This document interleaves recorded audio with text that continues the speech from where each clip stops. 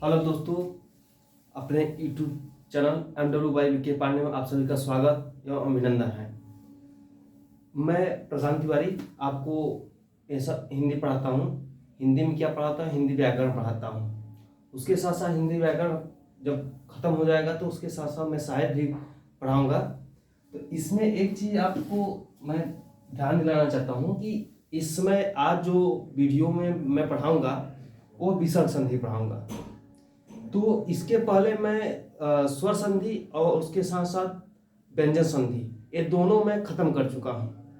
जिसमें स्वर संधि में मैं पांचों जो स्वर संधि के पांचों प्रकार हैं वो भी पढ़ा चुका हूँ। उसके साथ साथ व्यंजन संधि के जो 7 नियम हैं वो भी पढ़ा चुका हूँ। अब मैं विसर्ग संधि इसमें पढ़ाऊँगा। तो इसमें आप ध्यान दीजिएगा कि विसर्ग संधि शुरू करने से पहले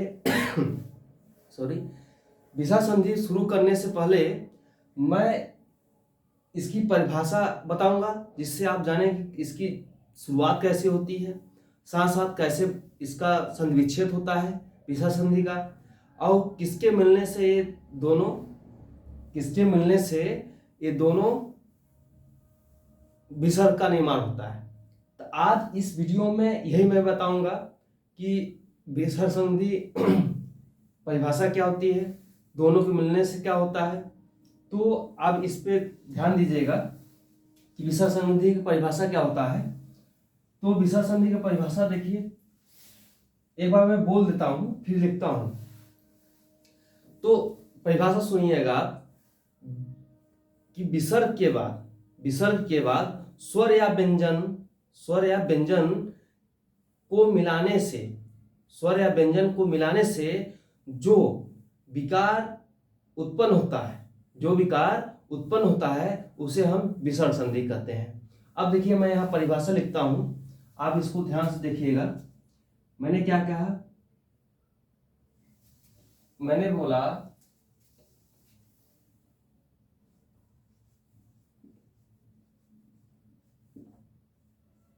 विसर्ग के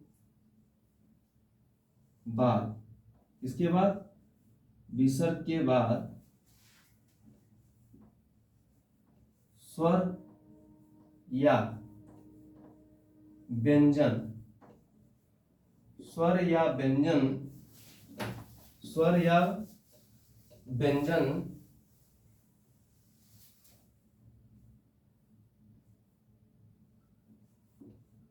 को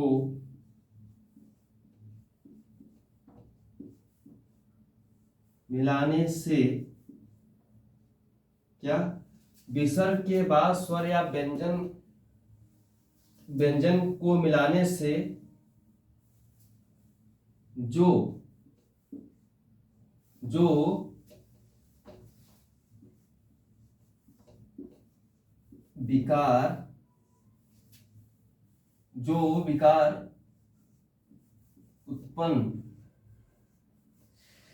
विकार उत्पन्न होता है उसे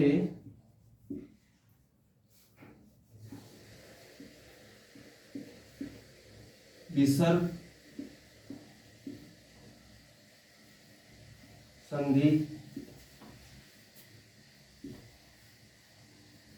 कहते हैं। क्या कहते हैं? विसर्ग संधि। एक बार इस पे ध्यान दीजिएगा, परिभाषा क्या है।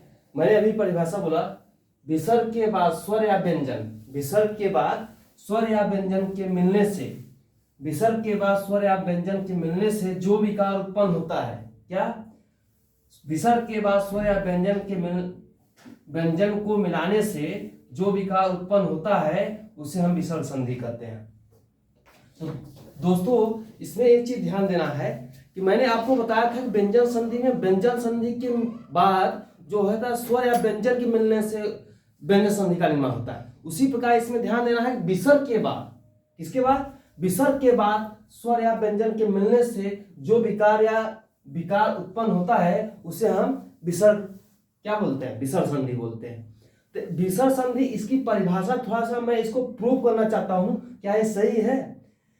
कैसे ये जो दोनों का संधि विच्छेद करने पर विसर्ग संधि जो निर्माण होगा, तो क्या वो सही बैठ रहा है कि नहीं बैठ रहा है, मैं अभी अब आपको समझाता हूं उसमें। तो आप इस पे ध्यान दीजिएगा। विसर्ग संधि की परिभाषा मैंने अभी बोला, विसर्ग के बाद स्वर या व्यंजन के मिलने से जो विकार उत्पन्न होता है उसे हम क्या बोलते हैं? विसर्ग संधि बोलते हैं। अब देखिए, मैंने आपको ध्यान दिलाया होगा कि मैं जो स्वर संधि आपको पढ़ाया था, उसमें एक चीज मैंने बताया था कि सबसे इंपॉर्टेंट बताया था कि जो प्रथम शब्द होता है, क्या जो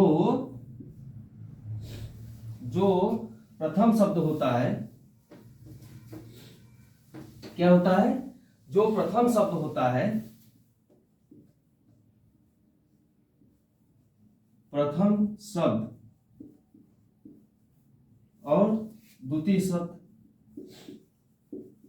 प्रथम शब्द और द्वितीय शब्द, ठीक है? प्रथम शब्द, द्वितीय शब्द, मैंने क्या कहा? विसर्ग के बाद, किसके बाद? विसर्ग के बाद। तो प्रथम शब्द जो होगा वो हमेशा विसर्ग होगा। तो विसर्ग का एक प्रतीक चिन्ह देख लीजिए, ये है प्रतीक चिन्ह, इसे क्या कहते हैं? विसर्ग। क्या बोलते हैं? विसर्ग। इसका प्रतीक चिन्ह क्या है? ये दो बिंदी है, ठीक है? तो क्या है? विसर्ग का प्रतीक चिन्ह है। अब प्रथम शब्द के बाद जो विसर्ग के बाद, किसके बाद? विसर्ग के बाद जो द्वितीय शब्द होगा उसमें स्वर या व्यंजन, स्वर या व्यंजन, किसके बाद? स्वर या व्यंजन के मिलने से, विसर्ग के बाद स्वर या व्यंजन के मिलने से जो विकार उत्पन्न होता है उसे हम क्या कहते हैं? विसर्ग संधि बोलते हैं। क्या बोलते हैं? विसर्ग संधि बोलते हैं। अब परिभाषा ये प्रूफ हुआ नहीं, क्या बोलते हैं? अब देखिए, परिभाषा प्रूफ हुआ नहीं। जो परिभाषा आपको समझाया था, विसर्ग के बाद स्वर या व्यंजन को मिलाने से जो विकार उत्पन्न होता है उसे हम विसर्ग संधि कहते हैं। तो मैंने आपको प्रूफ करके दिखाया कि यह सिद्ध सही है परिभाषा जो मैं बोला वो सही है कि नहीं, तो आपको यहाँ पे समझा दिया कि सही है कि नहीं। तो इसमें आपको ध्यान देना है कि ये चीज आपको बहुत क्लियरिटी से आपको समझ में आना चाहिए ये है क्या। तो आपको मैं इसमें कुछ एग्जाम्पल देके, नियम से पहले कुछ एग्जाम्पल इसमें समझा देता हूं, जिससे एक समझ में आ जाए कि ये सही चीज बता रहा हूं मैं। तो उसमें आपको एक दो एग्जाम्पल दे रहा हूं, फिर उसके बाद आपको एक नियम बताऊंगा, तब उसके बाद मैं नियम बताऊंगा। जो मैं ये सब बता रहा हूं, देखिए, जैसे विसर्ग संधि कोई भी आप ले लीजिए, आप उदाहरण मान लीजिए निष्पाप है। क्या है? निष्पाप, ठीक है? अब इसका संधि विच्छेद करिए। एक विसर्ग संधि है कि नहीं, अभी प्रूफ कर देता हूं। इसका संधि विच्छेद करिए। आधा शब्द जब रहता है प के पहले जो है, विसर्ग के पहले नियम है क्या? विसर्ग के पहले छोटी या बड़ी हो, और विसर्ग के बाद प फ हो या क ख हो, तो वह क्या हो जाता है? क्या हो जाता है?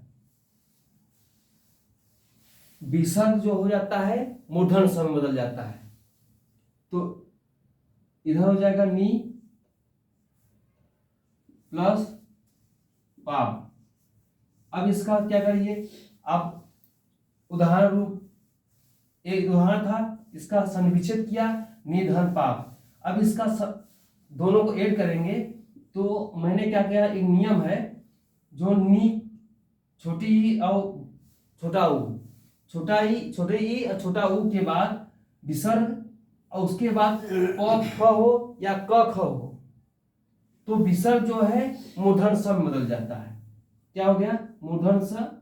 अब पाप ऐसे उतार दिया मैं, अब देखिए इसको दोनों को ऐड करेंगे क्या हो जाएगा, निष्पा। क्या हो गया, निष्पा। ये आपको समझ में आया ना। तो यहां एक जड़ के रूप में आपको समझा रहा हूं कि कैसे संधि विच्छेद करने पर, विसर्ग का संधि विच्छेद करने पर कैसे शब्द का निर्माण होता है, किस प्रकार ये परिभाषा बनता है और कौन कौन से नियम लगता है। तो आप ध्यान देंगे कि आप एक चीज ध्यान दीजिएगा कि विसर्ग संधि पहचानने का एक और अच्छा ट्रिक है, इसका प्रतीक चिन्ह। ये है प्रतीक चिन्ह। क्या है, ये है प्रतीक चिन्ह, ये है विसर्ग। क्या है, विसर्ग संधि, विसर्ग संधि, ये है प्रतीक चिन्ह। ठीक है, तो आप, मुझे विश्वास है कि आप इसको समझ गए होंगे। तो अगले वीडियो में आपको एक नियम बताऊंगा, जो पहला नियम शुरुआत होगा वहां पे। ये सिर्फ बताने के, उसकी परिभाषा में बताया, उसके साथ साथ आपको कैसे करते हैं इसको, शब्द का निर्माण कैसे करते हैं। हाँ, इस पे ध्यान रखना है कि मैंने हर वीडियो में आपको बताया हूं कि जो शब्द आपके जो संधि विच्छेद करें वो शुद्ध, जो विच्छेद करें वो शुद्ध शब्द होना चाहिए। ये आपको ध्यान रखना चाहिए। तो एक चीज आपको इंपॉर्टेंट मैं बात बोल रहा हूं कि संधि विच्छेद करिए तो उसमें शुद्ध शब्द रहे। जैसे नी भी एक शुद्ध है और पाप भी एक शुद्ध है। ठीक है, तो एक संधि विच्छेद जो करिए वो एक शुद्ध के रूप में रहे। क्या है, शुद्ध के रूप में रहे। तो संधि विच्छेद हमेशा शुद्ध के रूप में, क्योंकि आपको जो एग्जामिनर होता है वो 4 ऑप्शन बना देता है। वहां पे पप लिख देगा, पाप की जगह पे नी की जगह पे बड़ी लिख देगा, यहाँ पे नी हटा देगा। तो ऐसे ऑप्शन वो बना सकता है बहुत ज्यादा। कभी विसर्ग हटा देगा, विसर्ग को ही गायब कर देगा। तो ये आपको ध्यान रखना चाहिए। आपको परिभाषा मालूम रहेगा तो आपको कोई दिक्कत नहीं होगा। यही मैं समझाना चाहता हूं इसमें। ठीक है, आई होप ये समझ आ गया होगा आपको। इसी के साथ अपना वाणी विराम देता हूं। अब अगले वीडियो में आपको पहला नियम पढ़ाऊंगा। तो जय हिंद, जय भारत।